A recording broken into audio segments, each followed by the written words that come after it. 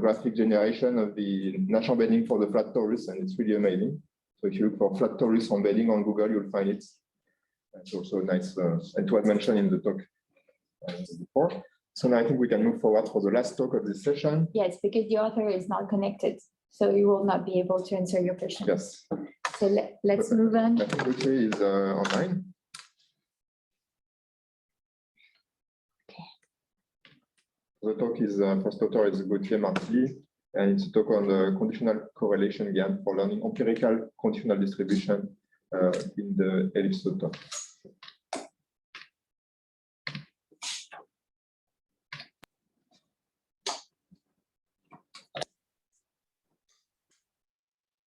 Hi, my name is Gauthier Martilly. First, I would like to thank you for having me at the GSI conference today, though I'm quite sorry I could not come to Paris, being now in quarantine 10,000 kilometers away. As a disclaimer, the following talk is not very technical compared to the typical GSI conference paper. This talk is about generating realistic correlation matrices for a given application. In my case, quantitative asset management. Despite the current model does not rely heavily on information geometry yet, there are many avenues for improvement that I will stress out. The model that I will present, which I name CorGAN, lives at the intersection of several fields. First, quantitative finance, econophysics, networks, and random matrix theory for the study of empirical correlation between financial assets. Then, also deep learning and generative models to build a sampler on the correlation matrices space, and to a minor extent, information geometry to compare distributions, validate models output, and potentially improve the models as a whole. This research, answering a real business needs, has been featured in Risk magazine recently. To start with, let's discuss a bit the context of this research.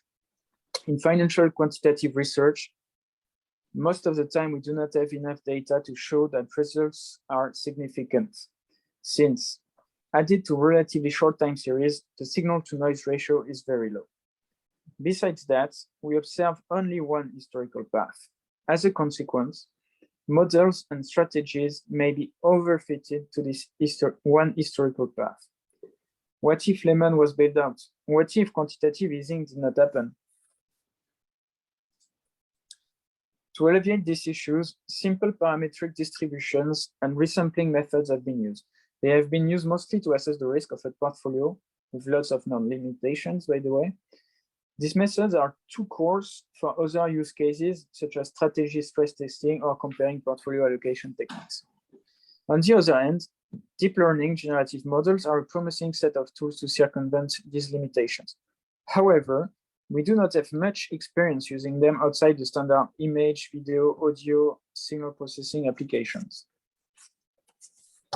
One type of such models, generative adversarial networks, or GANs, have been underexplored, in my opinion, so far in quantitative finance. Despite the concept of this model is easy to understand, two neural networks are competing against each other, one to forge synthetic samples which look like real, that is to say, sample from the true and known distribution, and the other one to discriminate accurately what's real from what's fake.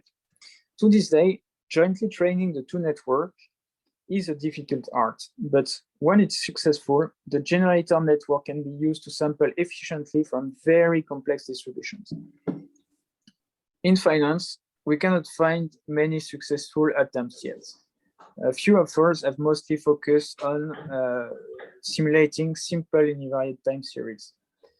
Until the CorGAN model I proposed, there were no attempts to deal with the much more difficult multivariate case. So let's not fool ourselves. The current version of the CorGAN model is a simplification also. It discards the time series aspects, so no volatility clustering of the returns, for example, to focus only on the joint behavior of the variable. For example, the stock returns. The multivariate dependence, that is to say the underlying copula between the variables, is summarized by a correlation matrix. That is to say we discount higher moments, take correlation, etc., which anyway are very hard to estimate from financial returns. For example, we would summarize the dependence between the two variables described in the blue distribution by the single number 0.72 instead of considering the whole bivariate copula, which contains all the dependence information. So let's state a bit more clearly our goal. The goal of this work is to sample from complex distributions defined on the correlation matrices space.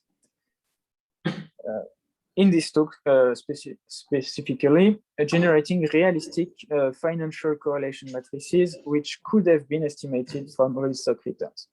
So what are correlation matrices? A brief reminder, correlation matrices are symmetric positive semi-definite matrices with one on the diagonal.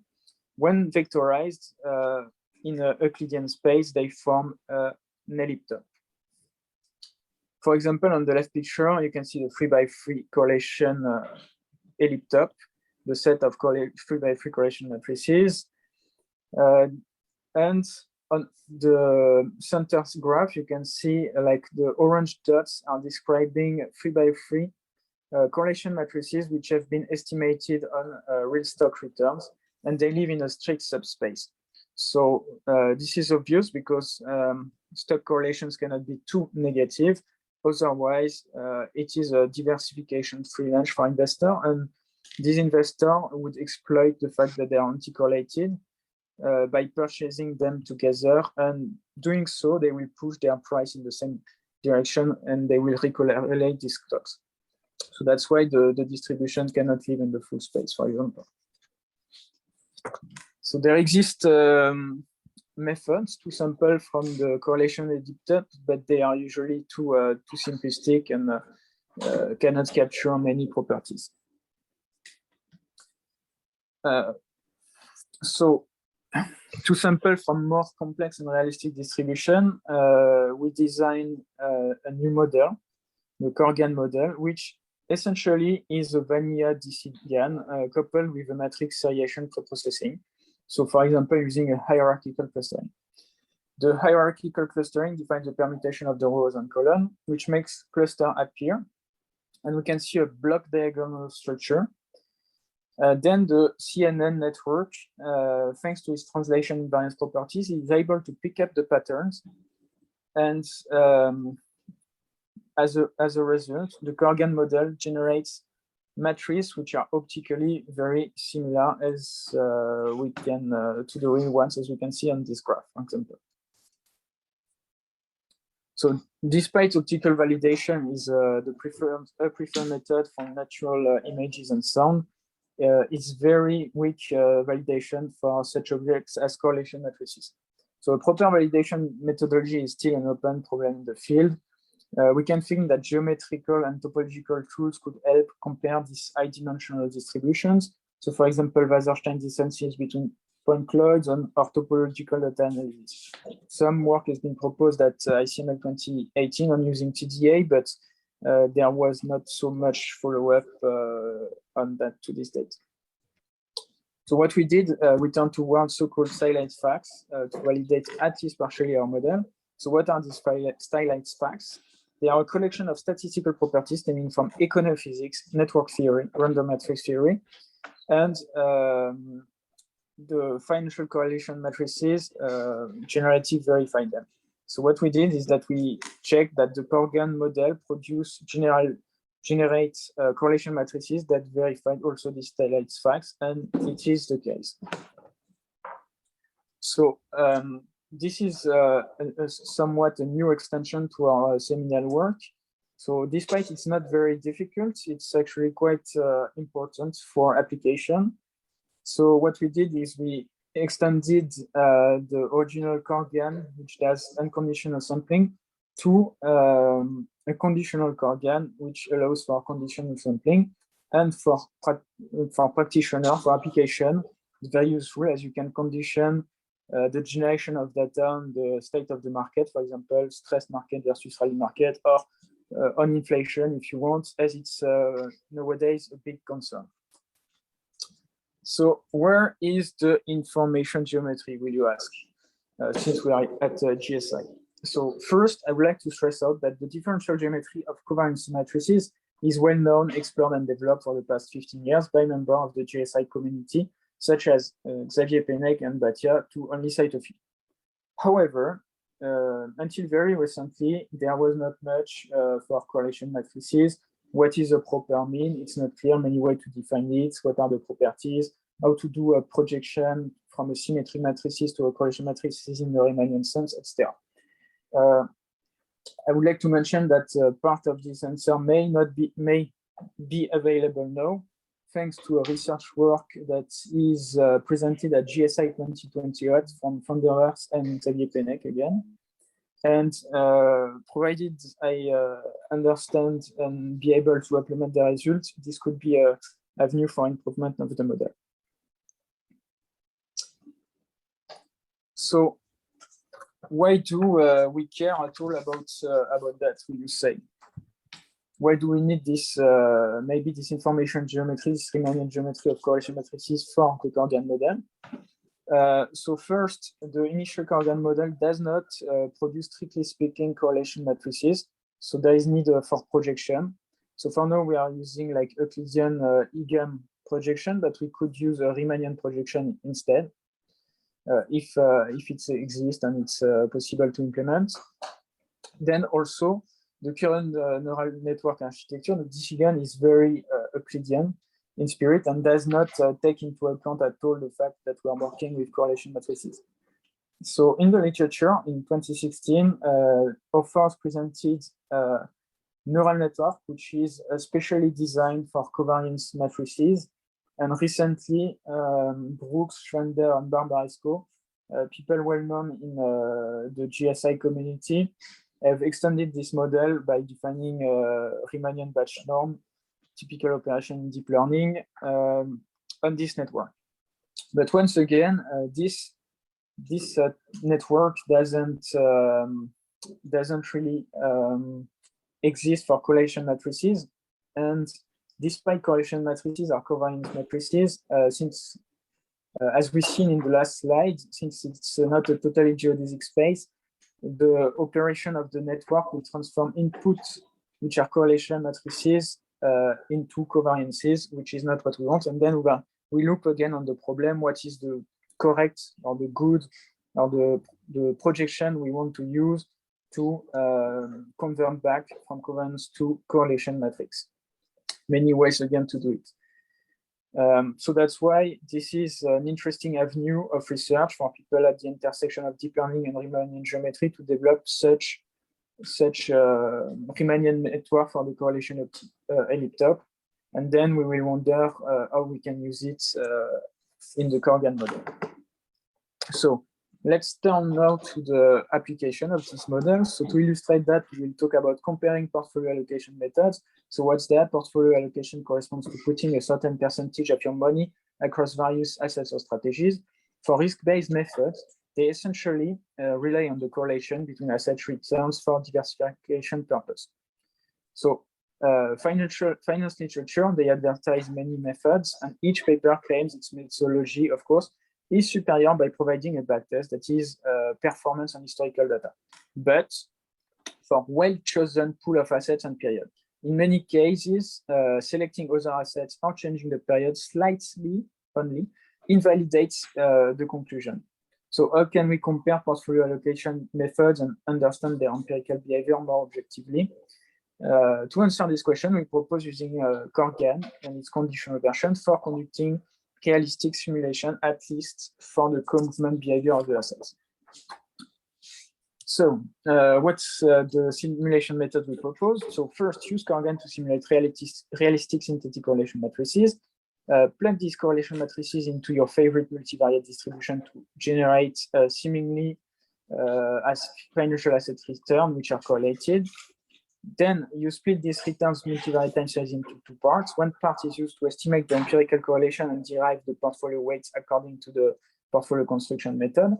And the second part is using in out-of-sample validation fashion to estimate quantities such as risk and stability of risk measure.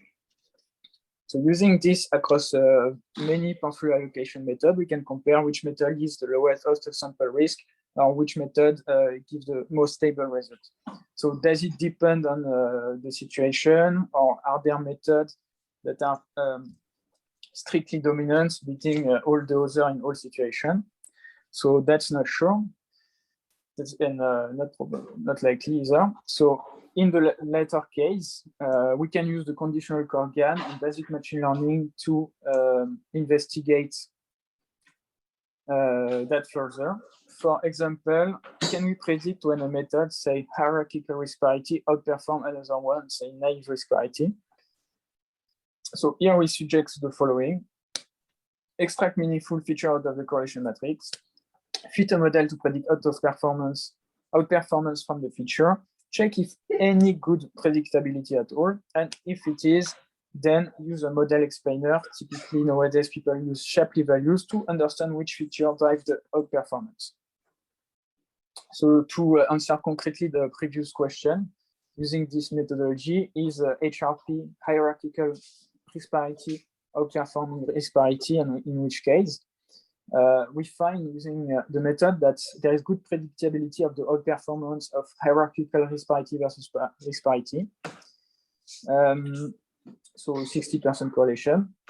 And then we can see that the most important important feature is the cophonetic correlation of the single linkage hierarchical clustering algorithm. So this can be interpreted as the higher its value, that is to say, the stronger the hierarchical structure, the higher the outperformance of HRP over risk parity, which makes total sense. Another important feature are standard deviation of the Perron-Frobenius coefficient and standard deviation of the correlation coefficients, which together can be interpreted as, with more correlation cluster and correlation constraint between the clusters, the stronger the outperformance of HRP, which once again makes total sense since HRP is based on a hierarchical clustering of the correlation matrix. So what are the next steps for this research? As alluded in the talk, interesting things for people interested at the intersection of deep learning and Riemannian geometry would be Riemannian architecture for the laptop.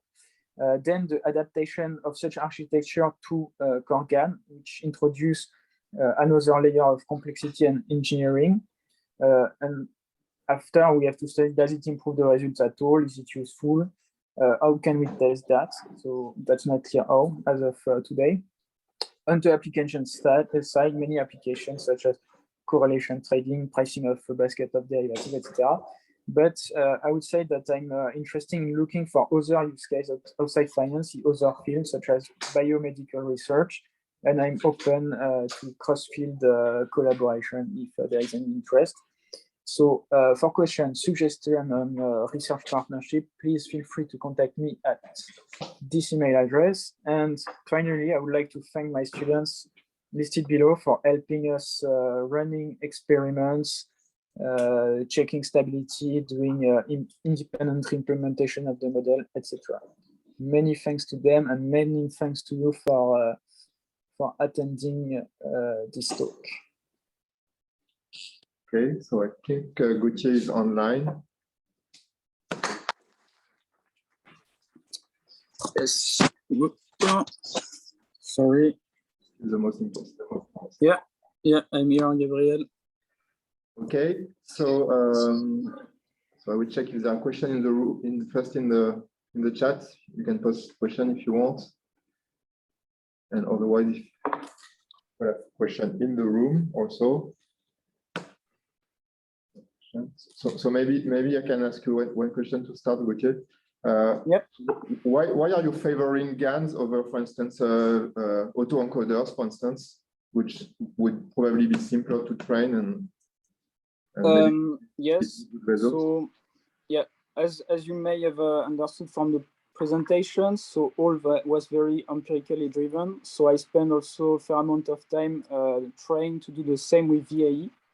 But I was not able to get even decent results, and I didn't understand why. I was like being able to match like the average correlation of the coefficients for the matrices, but I was totally losing the hierarchical structure, the patterns of correlation which are naturally existing in these financial matrices, because but the economy is organized by sectors, industries, sub-industries, countries, etc. And it was not, I was not able to make the model pick up the patterns. I think that the CNN architecture has this natural property of really focusing on these blocks. So that was the empirical consideration that made me choose for GANs, DC GAN to be precise, because other architecture didn't yield a good result either. Okay, so it seems like a very challenging problem. So is there a way to download the data or to set up like some kind of a contest online so that other people or other team could try also the model? I mean, it seems like, as you say, not so well known or not so developed currently. So I could set up that. At some point, I had the EC2 instance with an API to load, but definitely I can, if there is interest, I can make data available. And the model also, I have pre-trained version of it. But just if there is some interest, I can definitely organize that as a challenge or let people do it. It's really open. I guess it would be also a way to boost the interest of people or students. Also, I think there's a lot of students that would be interested in testing GANs or autoencoder on new type of data set. It seems super exciting. Any other questions? And maybe also another small question is, what about, because you say you need to add some projection step at the end to ensure positivity, for instance. And what about like just parameterizing covariances as like X transpose? And yes, you mean a Cholesky, yes? For instance, I mean, it seems that it would be simpler to train somehow instead of doing projection to just parameterize directly a matrix without any constraints and then doing a finite nonlinear step, which would be like squaring the matrix somehow. So what I experimented with also was exactly to actually learn the upper triangular and then do a LL transpose Cholesky style. I thought it would solve my problem of not being exactly PSD, but actually it was not successful. And also you had like the diagonal that was not exactly one, I think, either.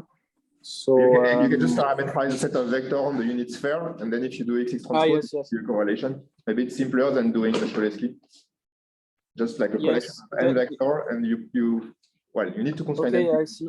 But this you no, can but I didn't test, but I will consider. Thanks, Gabriel. Would probably not change much, but maybe it's a bit simpler.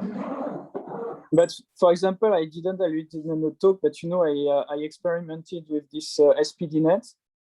And the difficulty I have, so first it worked well for doing like classification of correlation or covariance matrices.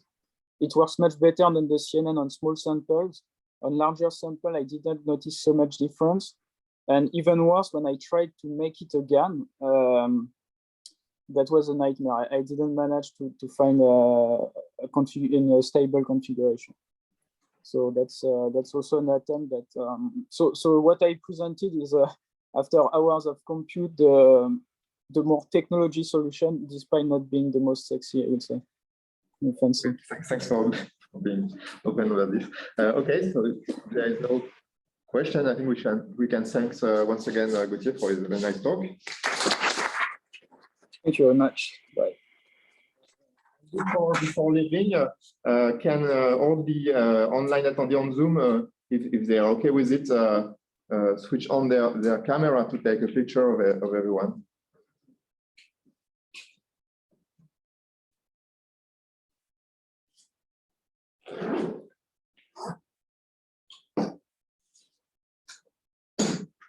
Yeah.